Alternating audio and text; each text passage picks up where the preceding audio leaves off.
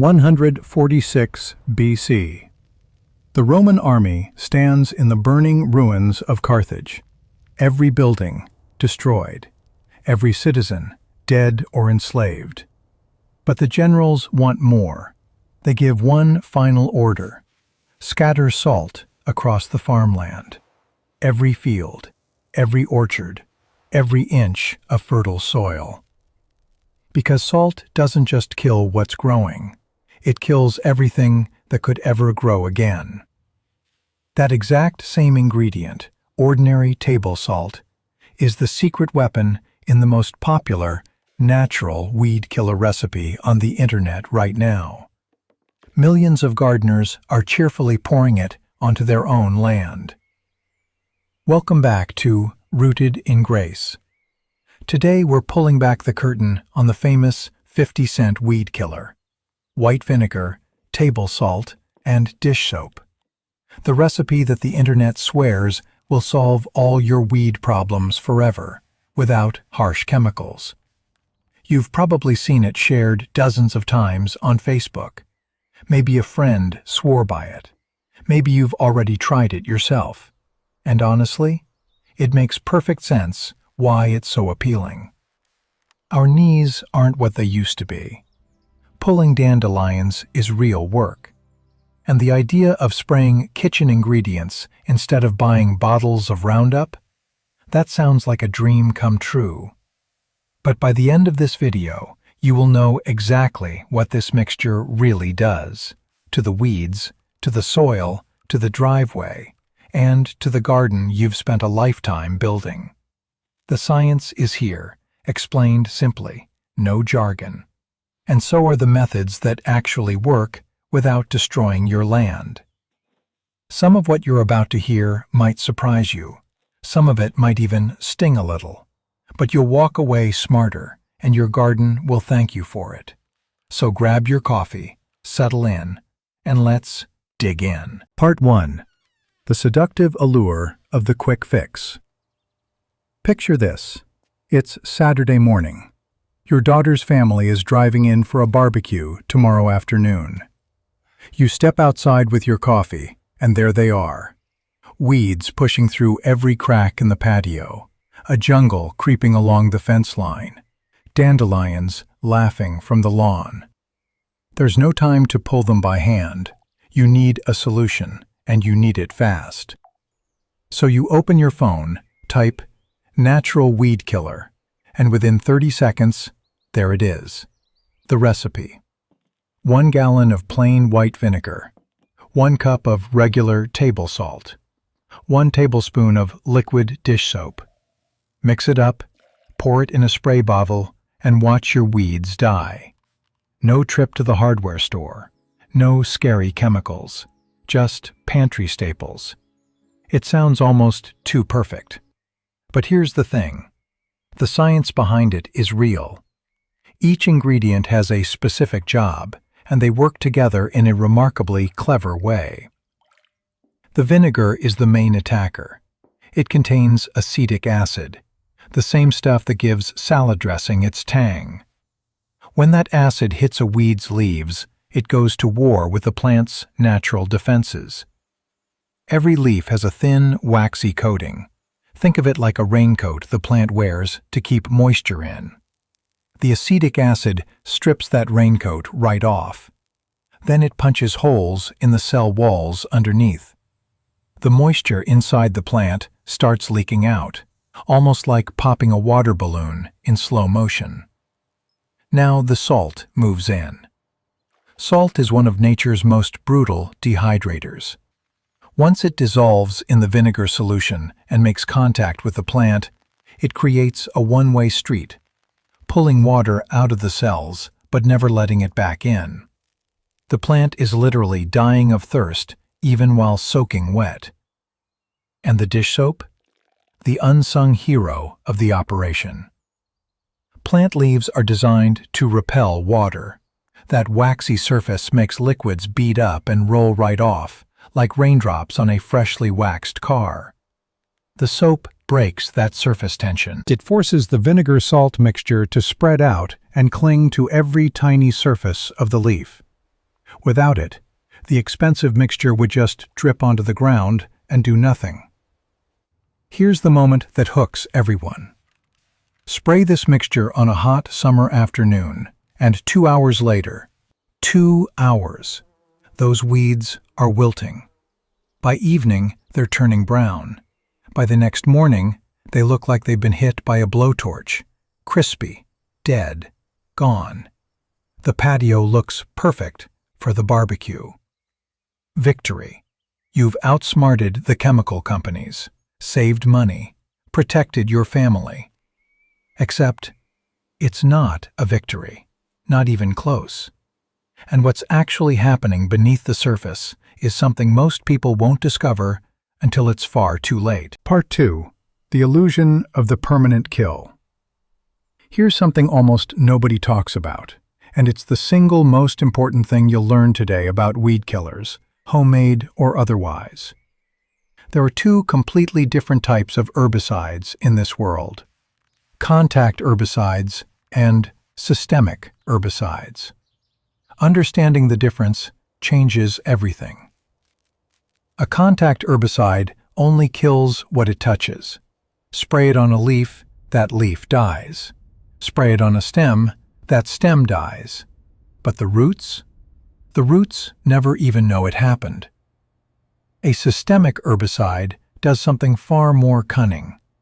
It gets absorbed into the plant and travels through the entire vascular system, the plant's version of veins and arteries, all the way down into the deepest roots. It kills from the inside out, root and all. That's what makes products like Roundup so effective, whatever else you might think about them. So, the critical question: which type is the vinegar mixture? Contact. 100% contact. The acetic acid in household vinegar cannot penetrate deep enough to enter the plant's vascular system. It burns the surface and stops there. Now picture this. Imagine you could see underground right now, like an X-ray of your garden. That dandelion you sprayed yesterday, the one that looks beautifully dead on the surface, has a taproot that goes 6, 8, sometimes 12 inches deep into the soil. And that root is sitting down there completely untouched, not a scratch on it. It's just waiting. Energy stored up like a battery. And in a week, maybe 2, it sends up a brand new green shoot, stronger than the last one, healthier, almost defiant. The weed isn't dead, it just got a very expensive haircut. Now, little baby annual weeds, tiny sprouts that just popped up this week, with roots no deeper than a thumbnail, the vinegar might finish those off. Those small plants don't have the reserves to fight back. But the weeds that actually drive gardeners crazy? The dandelions, the Canada thistle, the creeping Charlie, the crabgrass that's been living in the lawn since before the grandchildren were born. Those are deep-rooted, perennial warriors. And household vinegar against them is like throwing a cup of water at a house fire. So the internet has an answer for that, too. Use stronger vinegar, they say. Get the horticultural stuff. 20%, 30%, 45% acetic acid. And this is where everyone needs to pay very close attention, because this is where safe and natural becomes genuinely dangerous. The white vinegar in your kitchen is about 5% acetic acid, completely harmless. Splash it on a salad, no problem. The horticultural vinegar they're recommending? At 30% concentration, it carries a danger label. And here's the bitter irony. That is actually a more severe safety warning than what you'll find on a bottle of Roundup. Read that again. The natural alternative that people use to avoid chemicals carries a harsher safety warning than the very chemical they're trying to avoid. At that concentration, if the wind shifts and blows the spray back toward your face, you're looking at chemical burns on the skin. Breathe in the mist, it can sear the lungs. Get it in the eyes, the damage can be permanent. This is industrial-grade acid. Just because something comes from nature doesn't mean it's safe. Rattlesnake venom is natural. Poison ivy is natural. Nobody rubs them on their skin. By reaching for concentrated acids to avoid store-bought herbicides, a gardener may be trading a small, manageable risk for a much bigger, much more immediate one. Part 3. Salting the Earth. The Ancient Curse. Now we come to the part of this story that's truly devastating. Everything so far, the haircut problem, the stronger vinegar danger, those are serious. But this next part changes everything. And it has to do with the most innocent-looking ingredient in the recipe, plain table salt. Remember the Romans and Carthage from the beginning of this video? Historians call what they did salting the earth. It wasn't random cruelty, it was calculated destruction, a way to ensure that an enemy's land could never sustain life again. They understood something that modern science has confirmed thousands of years later. Salt sterilizes soil.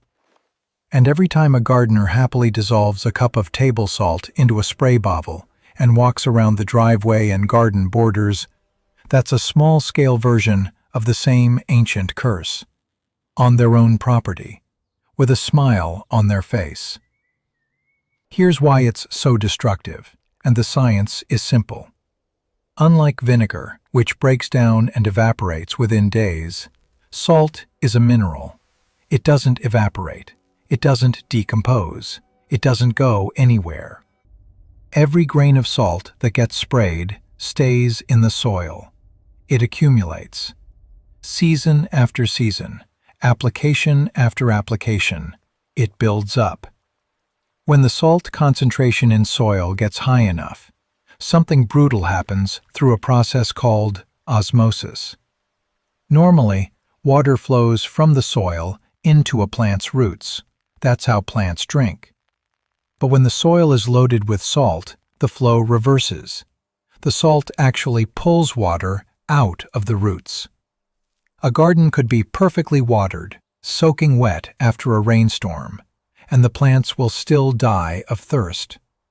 The water is right there, inches away, but the salt creates an invisible wall that the roots cannot cross. And it's not just the weeds that suffer. Think about what's living in the soil right now. Earthworms that have been aerating the garden for years. Beneficial bacteria that break down dead leaves into nutrients. Microscopic fungi that form incredible underground networks, feeding plants and keeping diseases in check. Soil is alive, a whole hidden world that nobody sees, but that everything in the garden depends on. Salt kills all of it. The earthworms dehydrate and die. The bacteria get wiped out. The fungal networks collapse. What's left isn't soil anymore. It's dirt. Lifeless, compacted, sterile dirt. And here's what makes this truly heartbreaking. The salt doesn't stay where it was sprayed. Rain washes it off the driveway. Gravity pulls it downhill. It seeps into the flower beds. It creeps toward the roots of the roses, the hydrangeas, the maple tree that was planted 30 years ago. Slowly, invisibly, silently, the salt spreads. There's a woman who used the vinegar and salt recipe faithfully for 3 summers on her patio and walkways. She thought she had found the perfect system. Then, the 4th summer, the rose bushes along her walkway started dying for no apparent reason. She tested her soil and found sodium levels off the charts. 4 summers of safe, natural weed killing, and she had poisoned the ground around the garden she loved most. And this raises a question worth sitting with. When our children or grandchildren inherit our homes someday and want to plant a memorial garden or put in a vegetable patch, will they find earth that can still sustain life? Or will they find a yard that was quietly cursed by salt, one spray bobble at a time?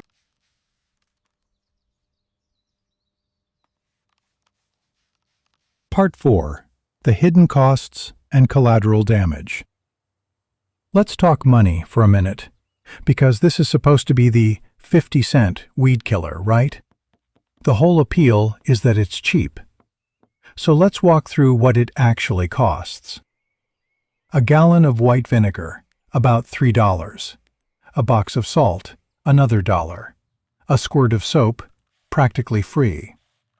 First batch, maybe $4 total. That does sound like a bargain, but here's the catch.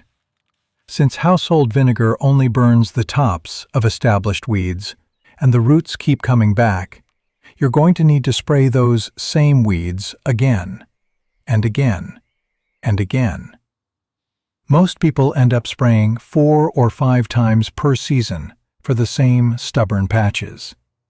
So now that $4 solution is a $20 per season habit, and the weeds are still coming back every time. Upgrade to the heavy-duty horticultural vinegar that might actually reach the roots?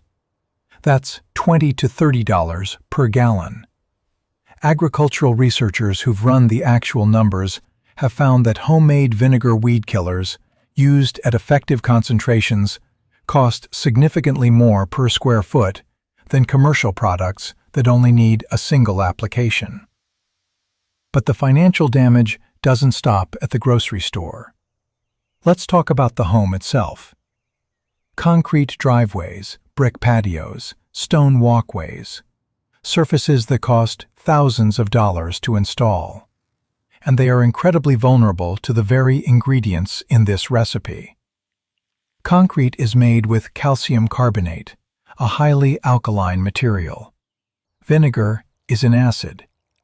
When acid meets alkaline, a chemical reaction happens. The acid literally dissolves the cement paste that holds concrete together. Spray vinegar on a driveway a few times and run your hand across it. The difference is unmistakable, rougher, chalkier, like the surface is slowly being eaten away. Because it is. Then there's the salt. Anyone who lives where winters get cold already knows what road salt does to bridges and highways. It destroys them. The same thing happens to a patio. Salt seeps into the tiny pores in concrete and brick. It draws in moisture. When that moisture freezes and expands, it cracks the surface from the inside out. Over a few winters, a smooth, beautiful patio starts to flake, pit, and crumble. So the 50-cent weed killer isn't just failing to kill weeds permanently. It's slowly dissolving the driveway and crumbling the patio, the very surfaces where grandchildren ride their tricycles and where the family gathers for 4th of July cookouts. That's not a bargain. That's a slow-motion disaster paid for with every spray. Part 5. What actually works? The wisdom of gentle stewardship. All right. We've spent a good bit of time on what doesn't work and what causes harm. Now it's time for the good news. Because there are real, effective, and genuinely safe ways to manage weeds. And some of them are surprisingly simple. Let's start with the easiest one. Boiling water. That's it. A kettle of boiling water poured directly onto a weed in a driveway crack cooks the plant cells on contact. The weed dies, and as the water cools, it becomes just water. No acid residue, no salt, no chemicals, no damage to the concrete, nothing to harm pets or grandchildren. For driveway and patio weeds, this is hands down the safest and most effective method there is. For the garden beds, mulch is the greatest ally, and not enough people appreciate just how powerful it is. A thick layer of organic mulch, 3 to 4 inches of wood chips, shredded bark, or straw does something remarkable. It blocks sunlight from reaching the soil surface, which means weed seeds can't germinate in the first place. Not killing weeds, preventing them from ever being born. And here's the beautiful part. As that mulch slowly breaks down over the months, it feeds the soil. It invites earthworms. It builds the rich, dark, living earth that plants crave. Not destroying, building. There's something deeply right about that. For a large area that needs to be reclaimed from weeds, say, a neglected patch where a new flower bed is planned, try sheet mulching. Lay down sheets of plain cardboard or thick layers of newspaper directly on top of the weeds. Then pile 4 to 6 inches of mulch on top. The cardboard smothers everything underneath by blocking all light and air. Within a few months, the weeds are dead, the cardboard has decomposed, and what's left is beautiful, ready-to-plant soil.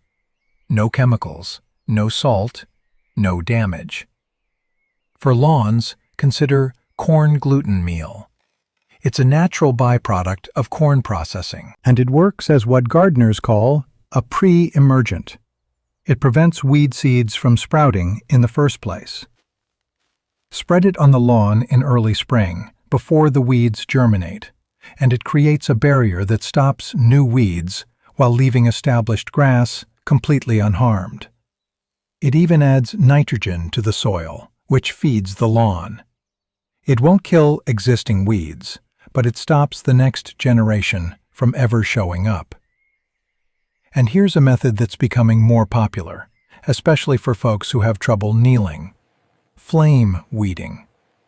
An inexpensive propane torch designed specifically for garden use. You don't actually set the weeds on fire.